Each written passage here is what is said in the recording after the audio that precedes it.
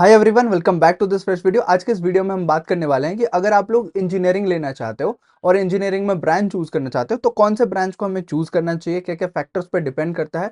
उसके अलावा हम बात करेंगे कि अगर कोई ब्रांच लेते हो तो वो आगे आपको कैसे अफेक्ट करेगा, क्या फर्क पड़ेगा। तो सभी फैक्टर्स के बारे में डिटेल में आज के इस वीडियो में बात करेंगे। सबसे पहले अगर आपने डिसाइड कर लिया कि आपको इंजीनियरिंग ही करना है, उसमें बहुत सारे ब्रांच होते हैं। जैसे कि कंप्यूटर साइंस एक ब्रांच हो गया, electronics and communication engineering ECE branch हो गया, तो सीएससी ईसीई, फिर ट्रिपल ई हो गया, इलेक्ट्रिकल एंड इलेक्ट्रॉनिक्स इंजीनियरिंग। उसके अलावा आपको mechanical engineering, civil engineering, electrical engineering, फिर आईटी ब्रांच। ऐसे बहुत तरह के ब्रांच आपको देखने को मिल जाएगा। ऑटोमोबाइल, एरोस्पेस, खत्म ही नहीं होगा, बहुत ज़्यादा लिस्ट है, बहुत लंबा लिस्ट है। तो अगर आपको डिसाइड करना है कि कौन से ब्रांच में जाना चाहिए, हर एक ब्रांच के लिए अलग अलग वीडियो मैं बना दूंगा कि ये ब्रांच आपको क्यों लेना चाहिए अगर आपका इस फील्ड में इंटरेस्ट है। बट अभी इन जनरल बताता हूँ कि आप खुद को पहले कुछ सवाल पूछो। सबसे पहला पॉइंट है इंटरेस्ट एंड पैशन। अगर आपका इंटरेस्ट है उस चीज में, मेरे बारे में बताता हूँ, मैंने कंप्यूटर साइंस में इंजीनियरिंग किया।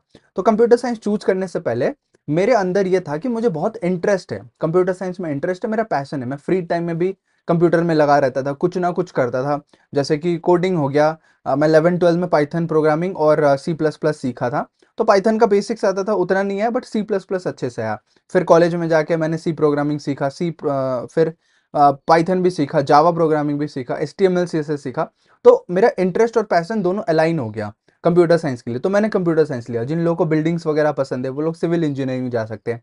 जिनको फ्लाइट वगैरह पसंद है वो एरोस्पेस इंजीनियरिंग ले सकते हैं। गाड़ियाँ वगैरह पसंद है, ऑटोमोबाइल इंजीनियर ले सकते हैं। मैकेनिकल डिवाइसेस पसंद है, मैकेनिकल इंजीनियरिंग ले सकते हैं। तो सभी ब्रांच के लिए कुछ स्पेसिफिक इंटरेस्ट और पैशन रहता है, वो आपको लिस्ट में आगे आने वाले वीडियोस में प्रोवाइड कर दूंगा। अभी के लिए इंटरेस्ट एंड पैशन ये होना चाहिए। जो दूसरा पॉइंट है एप्टीट्यूड एंड स्किल्स। बस पैशन और इंटरेस्ट होने से नहीं होगा, आपको स्किल्स भी चाहिए। वहां पे आपका क्या स्किल है, उसमें आप ऑलरेडी कुछ चीजें सीखे हुए हो क्या। अगर नहीं सीखे हुए, उसमें क्या चीज है जो अगर आपको सीखना पड़ेगा तो कितना डिफिकल्टी रहेगा आपके लिए, उतना इंटरेस्ट दे के आप सीख पाओगे या नहीं पाओगे।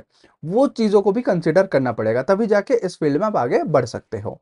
ये जैसे ही हो गया। फिर करियर अपॉर्चुनिटीज, बहुत सारे ऐसे ब्रांच है जहाँ पे आपका इंटरेस्ट होगा, पैशन होगा, आपका स्किल भी होगा, बट उसका कोई करियर अपॉर्चुनिटीज नहीं होगा, आगे चल के आपको कोई फायदा नहीं मिल रहा होगा। तो फिर आपका लॉस ही लॉस है, उसमें कोई मतलब इंटरेस्ट होके भी वो ब्रांच चूज करके कोई आपके फेवर में चीज़ें नहीं हो रहा। तो इसीलिए वो ब्रांच को थोड़ा सा अवॉइड करना। आप करियर अपॉर्चुनिटीज देखना, जॉब है, प्लेसमेंट है, आगे सस्टेन कर सकते हो 10 से 20 साल, 30 साल तक। वहाँ पे वो डोमेन में रिक्वायरमेंट होना चाहिए, उतना डिमांड होना चाहिए। नेक्स्ट है इंडस्ट्री ट्रेंड्स। विथ टाइम हमें क्या करना पड़ता है, अब हमारे इंटरेस्ट को भी चेंज करना पड़ता है, या फिर जो ट्रेंड चल रहा है, जैसे आजकल एआई बहुत ट्रेंड में है, तो एआई की वजह से बहुत ज़्यादा जॉब्स भी जा रहे हैं, बट एआई वाले जॉब्स बहुत ज़्यादा सामने आ रहे हैं। तो अगर आप कंप्यूटर साइंस में हो और जाना चाहते हो कंप्यूटर साइंस में, तो आपको एआई रिलेटेड चीज़ों को भी सीखना पड़ेगा, कैसे बनता है, कैसे काम करता है, कैसे इसको यूज़ करें, कौन से जॉब को ये रिप्लेस कर लेगा, कौन सा नहीं कर पाएगा, कौन सा आगे चल के कर लेगा। तो उसके लिए हमें प्रिपेयर होना है, ये ट्रेंड्स को भी मार्केट में समझना है आपको, इंडस्ट्री ट्रेंड्स।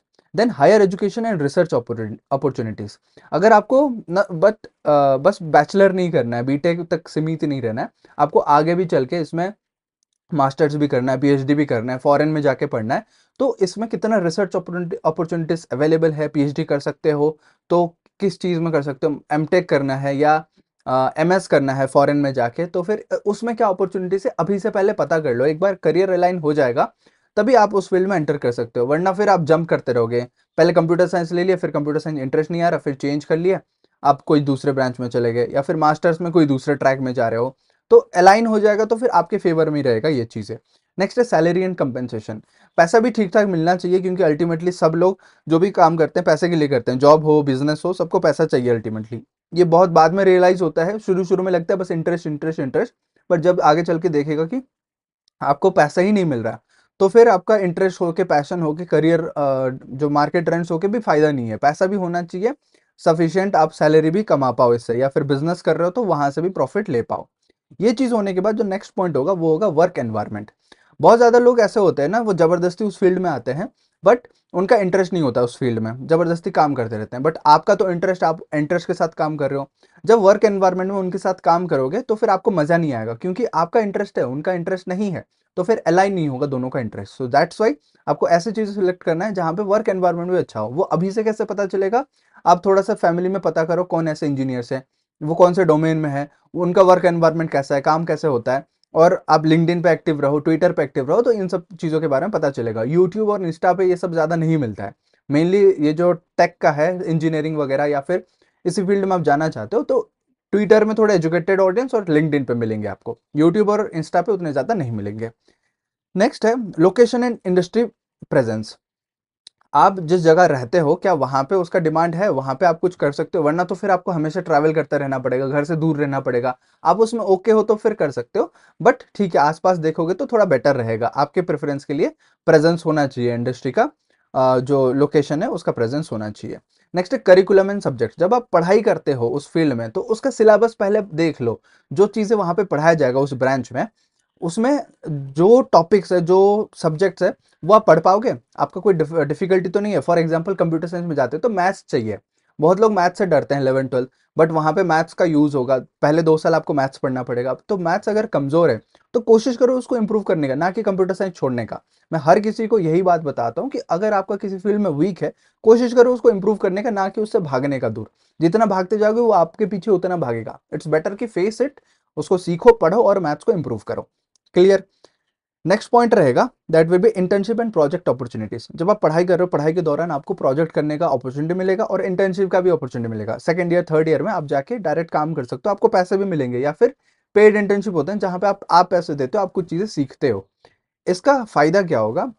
जॉब से पहले आपको जॉब का एक्सपीरियंस मिल जाएगा एज एन इंटर्न। आप नॉर्मल ऐसे जॉब पर्सन जैसे काम करोगे, पैसे कम मिलेंगे या फ्री में काम करोगे, बट काम सीख जाओगे। आप जब पढ़ रहे होगे उसी दौरान ही आप काम सीख रहे हो। सोचो आपके फेवर में कितना अच्छा चीज़ है ये जैसे ही हो जाएगा। Next will be peer and faculty support. College जो ले रहे हो वो कॉलेज में भी फैकल्टी का सपोर्ट होना चाहिए, उनको भी उतना एडिक्वेट नॉलेज होना चाहिए, वो मार्केट ट्रेंड को समझना चाहिए, इंडस्ट्री डिमांड को समझ के आपको वहाँ पे सपोर्ट करनी चाहिए। बट आज के डेट में आप जानते हो एआई टूल्स वगैरह बहुत है। मेरा चैनल भी है एआई का, वहाँ शुरू किया हूँ मैं, बहुत जल्दी वीडियोस भी डालूंगा। उसका लिंक आपको डिस्क्रिप्शन में मिल जाएगा, जाके सब्सक्राइब कर लो। तो वहाँ पे मैं बात करता हूँ, आगे करूंगा। अभी टेलीग्राम पे हूँ, टेलीग्राम चैनल भी ज्वाइन कर सकते हो, कि कैसे आप जॉब करते टाइम भी पैसे कमा सकते हो, एआई को कैसे यूज कर सकते हो चीज़ों को सीखने में, और ज़्यादा टाइम जो ले रहा है काम, उसको कम टाइम में कवर करने में आप कैसे मदद ले सकते हो। इन सब चीज़ों के बारे में है। और जो कॉलेज है, कॉलेज का तो इन जनरल आप रेपुटेशन देखोगे, आप एक्रेडिटेशन देखोगे कि क्या ग्रेडिंग मिला हुआ है, कितना कॉलेज का रेपुटेशन है, मार्केट वैल्यू है, वही सब बेसिक चीज़ आप चेक करोगे। बट इन जनरल कॉलेज से उतना डिपेंड नहीं करता, क्योंकि ये चीज़ें आप खुद सीखते हो। जो भी आप खुद सीखोगे उसी का ही फायदा मिलेगा आपको। कॉलेज का इतना इन्वॉल्वमेंट नहीं रहता है। बट प्लेसमेंट अपॉर्चुनिटीज, जॉब वगैरह होना चाहिए जिस ब्रांच में हम जाते हो।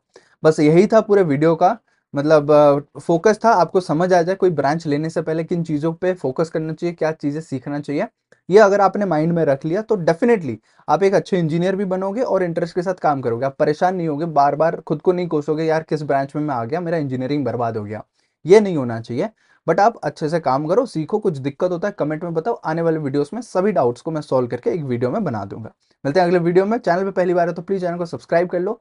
वीडियो अच्छा लगा तो जल्दी इस वीडियो को लाइक कर लो। मिलते हैं अगले वीडियो में, तब तक keep learning, keep exploring and keep smiling. Thank you so much.